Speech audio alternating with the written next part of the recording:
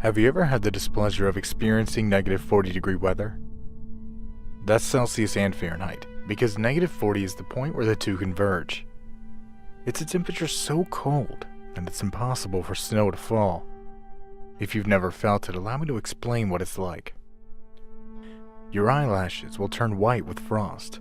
They'll start collecting humidity from your breath, forming icicles that make each lash stick to the other. Every time you blink, it's a struggle to reopen your eyes. Even if you try not to blink, the air is so dry that you have to, otherwise your eyeballs start to hurt. With each inhale, your nose hairs freeze and shoot needles of pain up your nasal canals. Your coat, no matter how thick or expensive, stiffens like a pair of jeans forgotten to dry at the bottom of the washer. You'll hear your clothes crackle like a down comforter with every move you make. Any exposed skin starts to burn. Your extremities freeze, and no matter how much you rub your hands, your fingers go numb. You feel compelled to move around and try to warm up, but moving lets more cold air through the openings in your clothes. If you're lucky, moving will warm you up a bit. But if you're not, you'll start to feel very hot. Too hot. A burning sensation will run up your spine and you'll start to sweat. This means you've reached the danger zone. The point where cold no longer feels cold and you start shedding your clothes to avoid overheating. That's how you wind up dead. No matter how thin your gloves, how little your coat seems to help. In negative 40-degree weather, they're essential. They're a barrier between you and the biting chill. They're the only things that can help keep you alive. So why am I saying this? Well, I want to tell you about something that's been going on for decades in Saskatoon. Gruesome cases of human rights violations come to be known as the Saskatoon freezing deaths. Before I started my story, I wanted you to understand how truly horrible it must be for its victims. You see, officers in Saskatoon have a very original way of dealing with drunken Native Americans. In the middle of winter, they've been known to arrest drunkards, drive them outside of town, strip them to their underwear, and tell them to walk it off. As you might expect, the victims die of hypothermia long before they can make it back home. It is not known how many have died this way. A quick search of missing sisters, an unrelated issue where Aboriginal women have gone missing, assumed dead, will show you just how little the police and authorities care about the plight of Native Americans. Participants of the Midnight Blue Tour have allegedly been found frozen on the side of the roads, and their deaths swept under the rug. However, from time to time, victims' bodies won't be found at all. The footprints turn to drag marks leading into the forest, but no blood or animal tracks are ever left to explain what was doing the dragging. The officers never investigate these cases further. You might be wondering where I fit into all this. See, my friend's uncle went missing this winter. A few people came forward saying they'd seen a cop throwing him in his squad car and driving off, but there are no records of him getting booked. Here in Saskatoon, we'd all heard the rumors about the Midnight Blue Tour, but it was one of those things we never talked about. No one wanted to blab about the abuse of power because we didn't want to be the next victims of it, you know? In any case, let me take you back to when Paul first knocked on my door with the news. That morning, I was getting ready for work when my friend Paul knocked on my door. As soon as I opened it, a wave of cold air came rushing over my bare feet. I was quick to let Paul in and close the door. My friend shuffled from foot to foot, rubbing his arms furiously to try and warm himself up. I shuddered. Brr, colder than my ex-wife's heart out there, I mumbled. What's up, man? Paul pointed to the kitchen. Coffee. I nodded. Yeah, hold on, I'll get a pot started. Paul kicked off his boots and shuffled to the living room. As I started the coffee machine, I could still feel the chill lingering in the air. The kitchen window was caked with so much frost that I couldn't even see outside. It was going to be one of those days. I hoped I'd managed to get my truck started.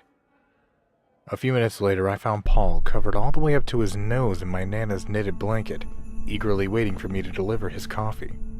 As much as he seemed to thirst for it, he barely let his hand escape the cover of the blanket to take the cup when I offered it. He pulled it under the blanket, up to his mouth, and drank a large sip. Jesus, Paul, you can't be that cold. Paul shivered. Car broke down a mile and a half back. had to walk," he said, still stuttering from the cold. I looked out the window to my truck, sitting alone in the parking lot. What the hell were you doing driving in this part of town at 5 in the morning anyways? He sipped his coffee. "Looking for my uncle. I got a call last night. He got picked up by the cops." I felt an instant sinking feeling in the pit of my stomach. The way he said it made it sound so much worse than what it should have been. "So you were going to bail him out?" Paul looked me straight in the eyes, and I knew what he was going to say. I knew what had happened to his uncle. "He never made it to jail." Even though we were alone, even though we were in my house, I still found myself looking over my shoulder and lowering my voice to a whisper. These were the kind of things we never discussed. Ever. "You think he took the Midnight Blue tour?" Paul nodded. "Yeah." He finished his coffee and held the mug out to me. I filled it, handed it back, and left the pot on the living room table. I had a feeling he'd eventually want a third serving. He continued. "Got a call half an hour after they took him. Thought maybe I could save him, but..." He paused, the eyebrows coming together. "Too many roads, in and out of town." I scratched my stubbly chin. "Shit," I whispered. My eyes wandered to the clock, and Paul's gaze followed. We both knew it would be too late now. "Will you help me find his body?" asked Paul. "I don't want to drag you into this, but, like I said, my car..." He trailed off. "Yeah, of course," I answered. "You warm up. I'll start the truck and call off work, okay?" He nodded, but said nothing more. Soon after, we were on the road with a thermos full of coffee and another full of warm soup. I was bundled up tighter than a toddler, going on his first snow luge ride, and Paul had borrowed an extra scarf and hat. It was even worse outside than I thought. Even with the heat at maximum, I could still feel cold emanating from the windshield. I had to point the heating ducts right at the steering wheel to keep my fingers from freezing. Meanwhile, Paul held the thermos and stared off into the distance, a defeated look in his eyes. I couldn't blame him. We were on a mission to find the frozen remains of the man who'd practically raised him, all because the cop had a bit of a power trip and a burning hatred for Native Americans. "You know which bar he was at?" I asked. "Yard and Flagon," he replied. "Why?" "He'll probably be on that side of town," I answered. He shook his head. "I already checked all the roads around there. I think he was dropped off farther away." I stopped the car and reached into the glove compartment for a map. I had Paul mark off all the roads he checked already, and then we headed for the next one. We went up and down road after road, not finding a trace of his uncle. That is, until a few hours later, when we finally spotted a subtle breach in the wall of snow on a road on the opposite side of town. I slowed the truck to a stop, unbuckled, and jumped out to examine it. Paul followed behind. The cold January air sent an instant shiver down my spine. I suddenly understood why Paul had practically chugged the coffee earlier. The cold wasn't just a little nippy. It was downright assaulting. Even when you've grown up with the cold, there's really no way to prepare for negative 40 degrees. I hugged myself as I inspected the 3-foot-tall snowbank. There was an imprint the size of a human body. If that wasn't proof enough of his uncle's presence, then the bare footprints leading up to the indent sealed his fate. We'd found the right spot. Where'd he go?"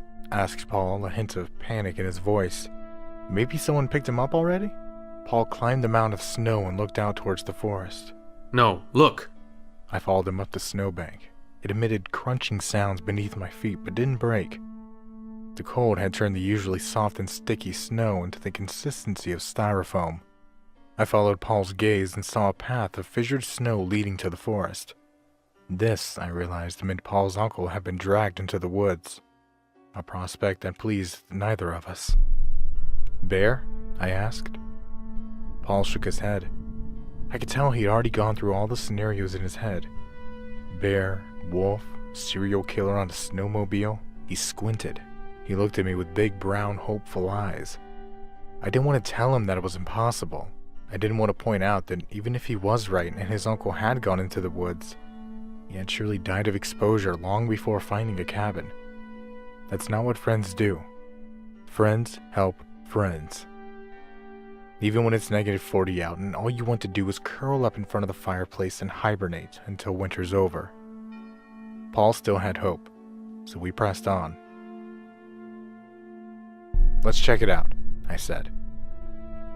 The snow on the other side of the embankment was about 2 feet high, but thankfully it had been so condensed and hardened by the frigid air that I could easily walk over it without breaking through. Paul and I kept a few meters distance from one another to even out the distribution of weight over the terrain. We hurriedly approached the edge of the woods where his uncle's tracks came to an abrupt stop, exactly on limit between the small field of snow and the first row of trees. By all logic, if the tracks stopped, then we should have found his uncle, but his uncle was nowhere to be seen. What the hell? He should be here. Where'd he go? Snow's probably too hard for tracks. Come on, he can't be far, said Paul, stepping into the woods. While it was true that the snow cracked less inside the woods than out, I still saw it fissuring every few steps. There's no way Paul's uncle, a man twice my weight and 2 feet taller than me, could have managed to walk over it without breaking it. Paul, however, didn't seem to notice. He continued on, distancing himself from me to cover more ground. He called out his uncle's name over and over, even as his voice became raspier and weaker. By now, I was already regretting having left the thermos in the truck. Even with my winter gear, I could feel the cold snaps nipping at the skin around my eyes, easily infiltrating my clothes. My lashes, now bright white, were winning a battle to permanently glue my eyes shut. I tried hard to breathe through my nose to avoid dampening my scarf, but I found myself panting to try and keep up with Paul, and inevitably a blanket of moist frost settled over the portion of fabric covering my mouth. It melted whenever I exhaled, but froze again when I inhaled. The sometimes soggy, sometimes frosty material rubbed against my lips, irritating my skin. Oh shit, what the fuck? Screamed Paul. What the fuck? I heard an ear-piercing shriek that cut through the cold, dry air like a blade. His scream was dizzying, nauseating even. It caught me so off guard that I momentarily froze. Still, I was able to look up just quickly enough to catch a silhouette running away before I heard the sound of snow breaking under the pressure of Paul's fall, a short distance from the figure. I ran over to him and helped him back up. Did you see that? He asked, panicked. There's someone here with us. Yeah, I replied. Paul shook his head. That wasn't a person. Those words would have sent a chill down my spine if I wasn't already so cold. What are you talking about? Man, He swatted snow off his pants. It wasn't human, man. I turned towards where I'd seen the silhouette. You've had too much coffee. Paul turned whiter than rice in a snowstorm. I know what I saw. We need to go back. Right fucking now. I'm telling you, man, we need to get back to the truck. But, I started. Now! He screamed. He grabbed my arm and yanked me so hard I thought I was about to lose a limb. Paul had this look of deep, primal fear in his eyes. I followed him out the woods, partially because I couldn't break out of his vice-like grip, and partially because he genuinely seemed terrified, and that, in turn, freaked me out. He didn't speak, not until we were safely in the truck with the doors locked and the engine on. What happened? I asked. Drive. I started down the road. Not too fast, thinking he'd come to his senses and ask me to turn back for his uncle. What the fuck is wrong with you? Paul shivered and I had a feeling it wasn't from the cold. It looked like my uncle, he murmured. It? The thing we saw! He snapped back. I don't know what you saw, but I just saw some guy, I replied. It wasn't a man, he whispered. Paul, what the fuck are you talking about? He didn't answer. No matter how much I pushed him, he wouldn't tell me what he saw. So I drove us back to my place and escorted him inside. It was only when he removed his hat and scarf that I noticed a stream of blood had poured out of his ears. Jesus Christ, Paul, what the hell happened to you? Paul sat on the couch and pulled Nana's blanket up to his chin. He rocked back and forth, though I'm not sure if it was from the trauma or the cold. It looked like my uncle. You said that already, I groaned as I turned up the heat. Paul's teeth clattered together. Again, it was a toss of the coin to know whether it was from fear or the cold. It came up to me, man. This thing. It was floating, hovering over the ground. Didn't you see it? I shook my head. I just saw a silhouette, that's all. It wasn't a person. I saw it up close, he said, shuddering. It had this weird cloak on, man. I could see it moving. Not the fabric, but the pattern on it. Like a night sky with clouds and stuff. It wasn't normal.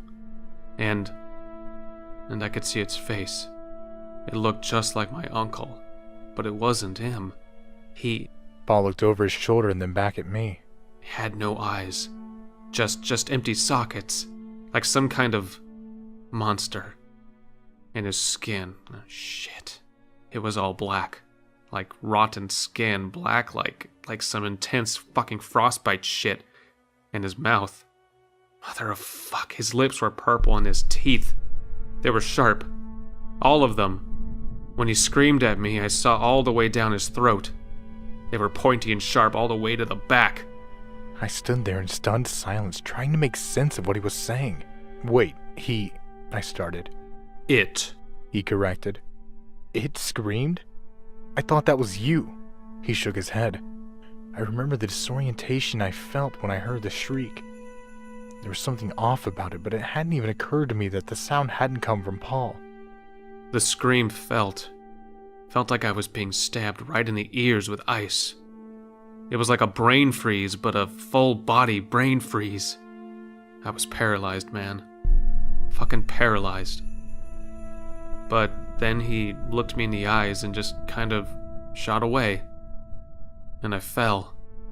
I took a seat, unscrewing the lid off a thermos. I wasn't sure which one it was until I took a gulp, but I didn't care.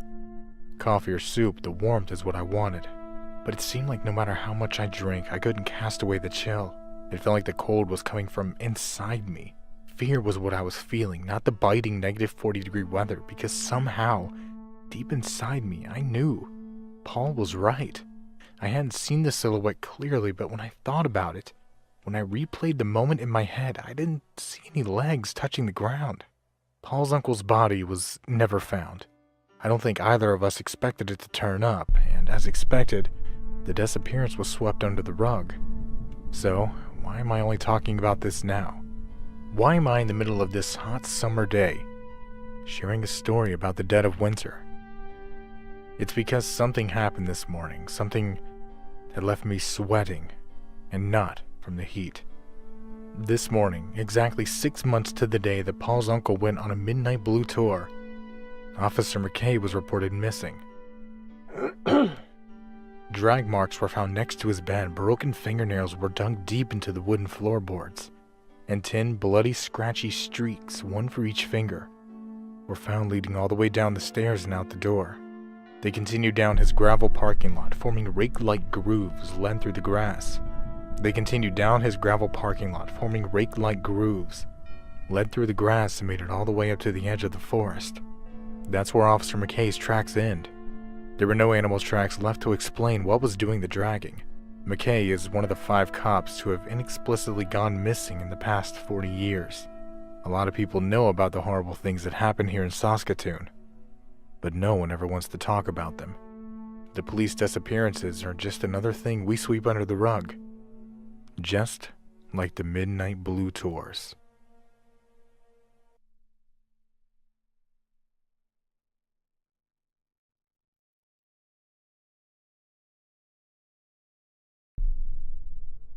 Reach the danger zone. The point where cold no longer feels cold and you start shedding your clothes to avoid overheating. That's how you wind up dead. No matter how thin your gloves, how little your coat seems to help. In -40-degree weather, they're essential. They're a barrier between you and the biting chill. They're the only. Your eyelashes will turn white with frost. They'll start collecting humidity from your breath, forming icicles that make each lash stick to the other. Every time you blink, it's a struggle to reopen your eyes. Even if you try not to blink, the air is so dry that you have to, otherwise your eyeballs start to hurt. With each inhale, your nose hairs freeze and shoot needles. You feel compelled to move around and try to warm up, but moving lets more cold air through the openings in your clothes. If you're lucky, moving will warm you up a bit. But if you're not, you'll start to feel very hot. Too hot. A burning sensation will run up your spine and you'll start to sweat. This means you've feels of pain up your nasal canals. Your coat, no matter how thick or expensive, stiffens like a pair of jeans forgotten to dry at the bottom of the washer. You'll hear your clothes crackle like a down comforter with every move you make. Any exposed skin starts to burn. Your extremities freeze, and no matter how much you rub your hands, your fingers go numb. Have you ever had the displeasure of experiencing negative 40-degree weather? That's Celsius and Fahrenheit, because negative 40 is the point where the two converge. It's a temperature so cold that it's impossible for snow to fall. If you've never felt it, allow me to explain what it's like.